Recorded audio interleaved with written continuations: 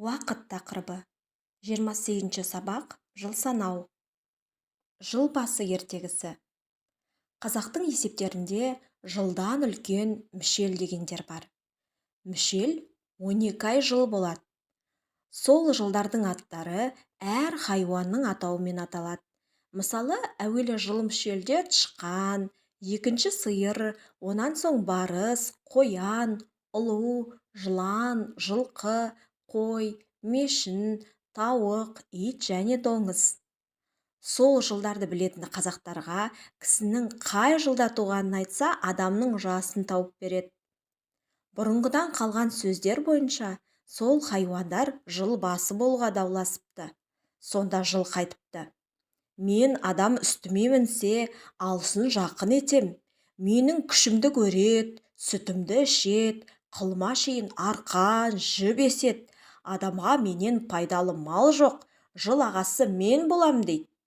Түйе айтты: сен адамның жұмысын жасайсың, арпа, сұлы, шөп асайсың, тамағың үшін құл болдың.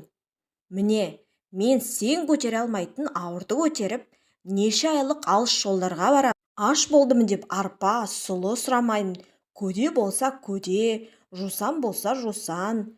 Не кез келсе соны қорек етіп, табылса су ішіп, табылмаса шөлде де жолға жүре беремін. Жыл басы болу маған лайық дейді. Сиыр айтты: адам егін ексе, меніменен егет, сүтімді ішет, құрт май алады деп. Қой айтады: мен болмасам, қазақ үйін немен жабар еді, жүнімді алып киіз басады, арқан жіп есет, сүтімнен құрт май алады дейді. Ит айтты: мен болмасам, сендердің көбіңді не ұрлап, не қасқыр жеп тауысар еді, сендердің баршаларыңның мен бақташыңмын, дұшпан көрінсе үріп, абалап, иеме хабар беремін.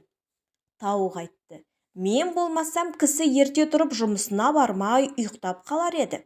Мен таңертең тұрып шақырып хабар айтамын, таң атты деп. Көп отырса жұмысыңнан қаларсың, жатар уақыт болды деп. Түн ортасында шақырамын, кеш болса, тағы шақырамын, мезгіл болды деп дейді. Тышқан не айтарын білмей тұрды да, бір түрлі қолы ойлап жиылған көпке айтты: бұл таласқанмен еш нәрсе өнбес, күнді қарап тұралық та, кім бұрын көрсе, сол жыл басы болсын дейді. Түйе өзінің бойына сеніп, менен бұрын кім көреді деп тышқанның сөзін қостап, бәрі қарап тұрады. Біраздан соң тышқан жорғалап түйенің үстіне шығып, өркешінің басына мініп отырады. Мұнан соң күнді бәрінен бұрын тышқан көріп, хабар беріп, жыл басы болған екен. Түйе бойына сеніп, жылдан құр қалды деген сөз осыдан қалған. Бабалар сөзі 100 томдық 73-ші том кітаптан. Екінші тапсырмада жыл 12 айдың қазақша атауларын ата деген. Ертегіде баяндалғандай, қазақша мүшелдік жыл санау бізде тышқан жылынан бастау алады. Одан ары қарай кезекпен сиыр, барыс, қоян, ұлу, жылан, жылқы, қой, мешін, тауық, ит, доңыз жылдары келіп отырады. Үшінші тапсырмада мәтіннің негізгі ойына сай келетін нақыл сөздер ойластыр делінген.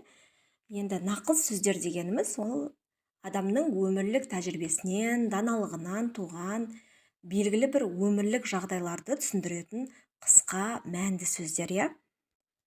Мысалы, өзін өзгеден жоғары қою, тәкаппарлық адамға сын болар. Іс бітпей жатып мақтанғанның мәресі көрінбес. Бос мақтан мұратқа жеткізбес. Осы сияқты сіздер де ойларыңызды қорытып, түйіндеп, нақыл сөздер ойластыра аласыздар. Бесінші тапсырмада бөлімнің қалай аталып тұрғанына зер сал, төмендегі сөздер қатарын толықтыр және түсіндір делінген. Бұнда бізде енді уақыт тақырыбы бойынша сөздер берілген: жыл, ай, күн, одан әрі апта, тәулік, сағат. Енді 6-шы тапсырмаға сәйкес ертегі бойынша 5-6 сұрақ құрастырып жауап беріңдер. Сабақ аяқталды, сау болыңыздар.